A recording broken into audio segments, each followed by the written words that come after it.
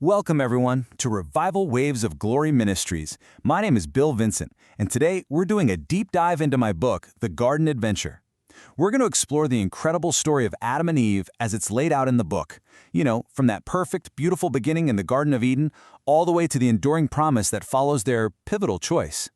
It's such a foundational story, and my hope is that this book gives it a fresh lens for you to see it through. So let's get started.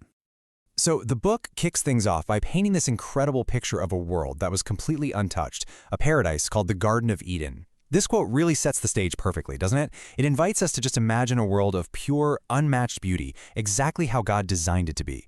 It kind of asks us to set aside everything we know about our modern world and just step into a reality that was defined by absolute perfection.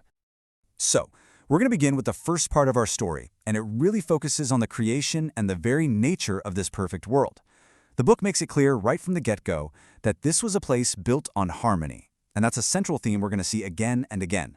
And we're not just talking about a lack of conflict. This was a proactive, vibrant state where everything, and I mean everything, worked together in perfect sync. The book really tries to describe Eden with vivid detail to help us see what made it a true paradise. I mean, look at this. It was a place where lions stretched out lazily right next to lambs, where birds filled the air with song, and every single plant produced the most delicious fruit you could ever imagine. But, beyond all that physical beauty, the book emphasizes that this was a world of emotional and spiritual perfection. Think about it, a place completely free from sadness, from fear, or from pain.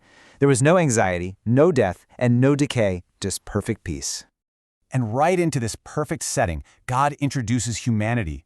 Adam is formed from the very earth he is meant to care for, which makes his purpose crystal clear right from the start.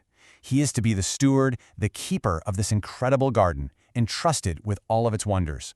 The book really highlights a beautiful symmetry here. He is literally made of the garden, and the garden is made for him.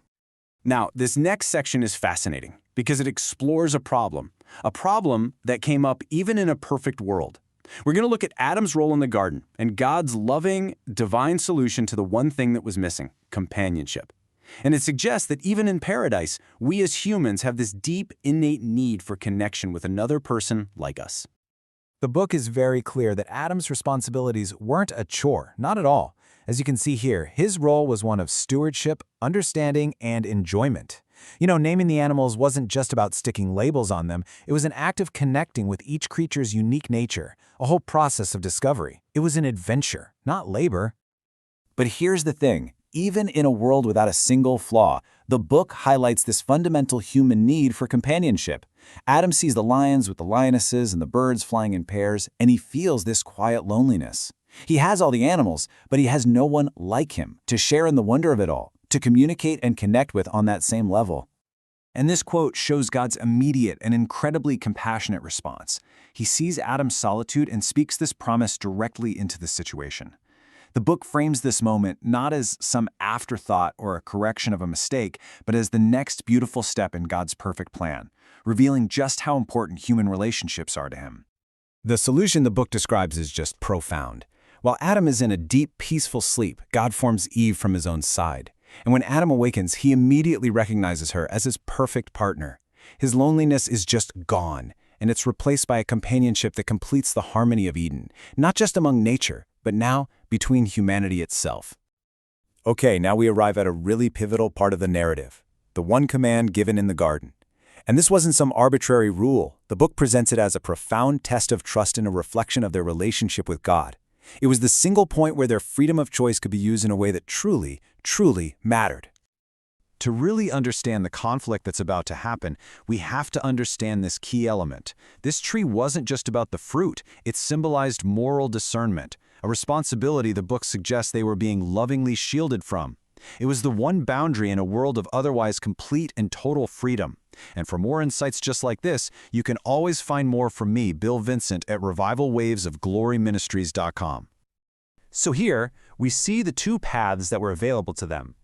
The book frames obedience not as a restriction, but really as a form of protection that allowed for a full and abundant life. Trusting God meant living in perfect harmony. In contrast, disobedience, that would lead to spiritual death, a separation from God, and the heavy burden of knowledge that they were never, ever meant to carry. And here's the command itself, stated directly. It's so clear, so direct, and it leaves absolutely no room for misinterpretation. The consequence isn't a maybe, it's a certainty. This one boundary was the anchor of their trust-based relationship with God, a chance for them to freely choose love and trust over self-knowledge. And now, we come to the turning point of the entire narrative. This section covers the deception that leads to a choice with consequences that just ripple through all of creation. It's the moment that trust is questioned and ultimately broken, changing the course of humanity forever. So the book introduces an antagonist here, a cunning serpent, and its primary weapon isn't force, it's deception. By asking, did God really say? It twists God's words, causing Eve to focus on the one restriction instead of all of her abundant freedom, and it makes her question the goodness of God's motives. This pivotal, tragic moment unfolds in these 4 clear steps. The serpent's lie, that they would become like God, is the catalyst. Eve makes her choice, and then Adam makes his. And the immediate result isn't enlightenment, it's an emotion they had never known before: shame. Their innocence is just lost in an instant. And the change in their world was drastic and immediate. They went from effortless provision to hard toil, from perfect harmony to a struggle for survival, and most importantly, they went from walking with God in intimacy in the cool of the day to hiding from Him in fear. The contrast is absolute, and it touches every single aspect of their existence. But, and this is a huge but, the story does not end in despair. The book's final section pivots to a powerful message of hope, focusing on God's unwavering love even in the face of their choice and all its consequences. This is where the narrative turns from tragedy to the beginning of a rescue story. This moment right here shows that even in judgment, there is mercy. You see, they tried to cover their own shame with flimsy fig leaves, but God provides them with durable garments of skin. The book presents this as a profound act of care, a tangible reminder of His love even as they are sent out of the garden. This quote from the book's closing reflection really captures the ultimate takeaway.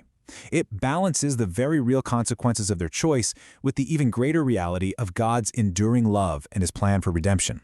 This reframes the entire story not just as a fall, but as the beginning of a much, much larger rescue mission. And this is why this ancient story still matters so much today. It isn't a closed chapter. According to the book, it's the opening act that sets the stage for the entire biblical narrative of God's plan to restore humanity to a relationship with Him, a plan that unfolds over thousands of years. And that leaves us with this final, reflective thought. This story is so much more than a historical account. It's a mirror. It asks us to consider our own choices, our own trust, and our own understanding of a love that persists even when we fail. To explore more from my ministry, please be sure to visit revivalwavesofgloryministries.com. Thank you for listening to the Deep Dive Podcast.